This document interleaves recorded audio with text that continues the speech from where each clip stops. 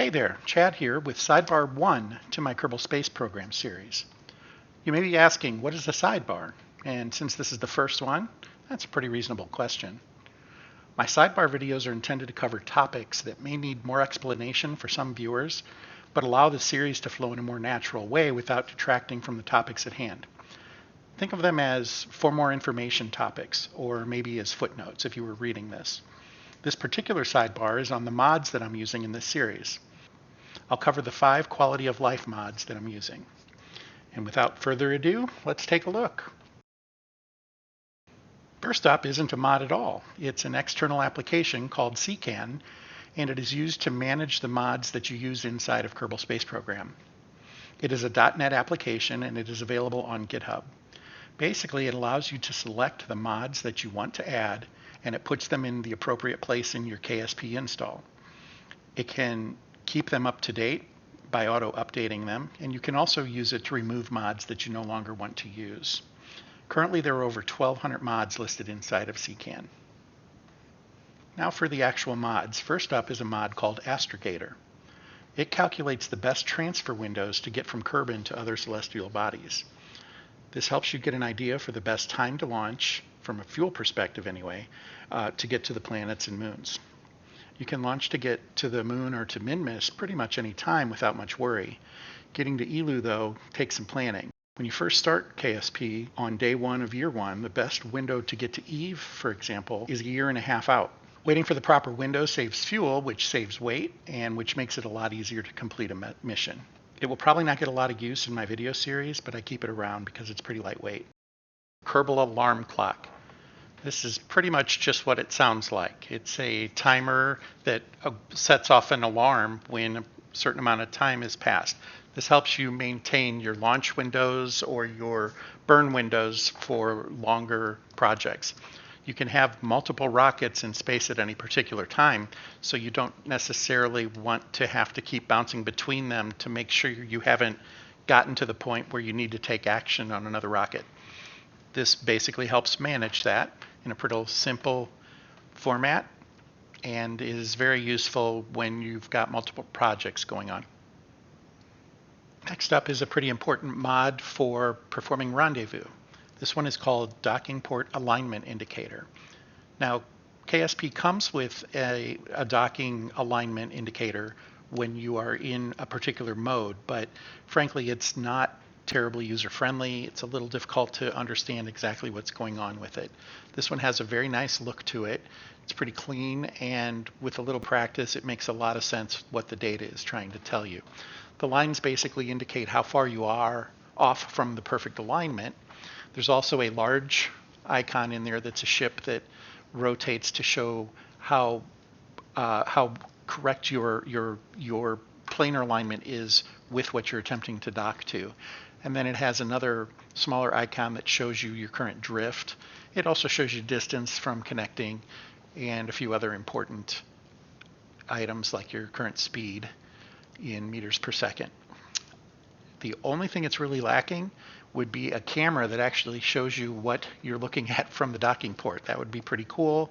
I don't think that there's one of those out there right now. I don't know how much more helpful that would be, but it would be kind of a neat thing to see.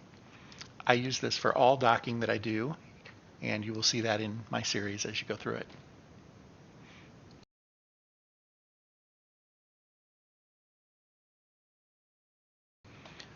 Next up is the mod that I would say is probably the most must-have that I have on my list.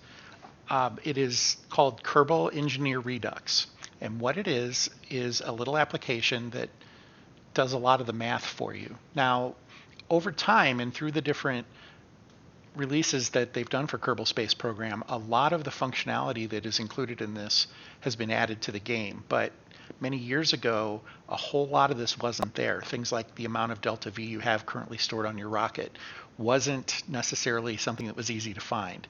You could figure it out, you could track it down in several places. You didn't necessarily have to get a pencil and paper out to figure it out, but it just simply wasn't in a nice, clean place. This one keeps it all in a nice little table for you, and you can see it pretty much anytime you want to.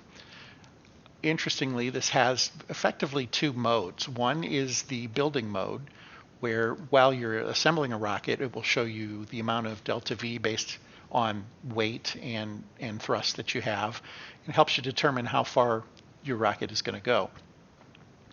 There is also the portion of Kerbal Engineer Redux, or KER, that is used while you're actually in flight. And that gives you a lot of specifics about impact zones, or where it thinks you're going to land, how much fuel is remaining on a rocket, how much delta V you still have, many other things like this. In reentry, it demonstrates the temperature of various parts on your capsule as you're coming back in, so that you can see what you may need to work on if it doesn't succeed in reentry due to overheating or things like this. Extremely useful. Not really just a nice to have in my mind, but more of a must have. Now again, many of these functions are duplicated now inside of Kerbal Space Program Vanilla, but when this first came out, they were all absent, and it was a really necessary piece. I really keep it around because I'm used to it. I know what it looks like. I know where things are that I'm looking for. You could probably get by without it and use the built-in tools now with good success. The last mod that I'm going to talk about is probably the best quality of life mod that isn't a really necessary one to actually play the game. It is called XScience, or Science. I'm not sure how they pronounce it. What it does is it keeps track of science experiments that you have done for earning science points. As you are moving through the game, you will need to earn science if you're playing science mode or career mode in order to unlock Tech Tree. This particular app keeps track of what experiments you can run on your current craft, and as they become relevant, it will show you that you can execute them by clicking a button.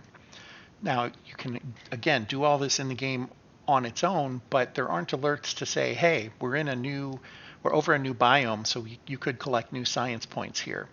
This really takes care of that for you and makes it very, very easy. For the purposes of putting together a series that talks about how to collect the science, it really helps demonstrate how often you could run more experiments to gather more science points. Episode 2 of the series talks a little bit more about biomes and situations, which is the combination of what experiments are run against to gain points. This mod will be extremely helpful when talking about how to collect those points. So those are the 5 mods and the one application that I use when I'm playing Kerbal Space Program. That's all for now. Thanks for watching.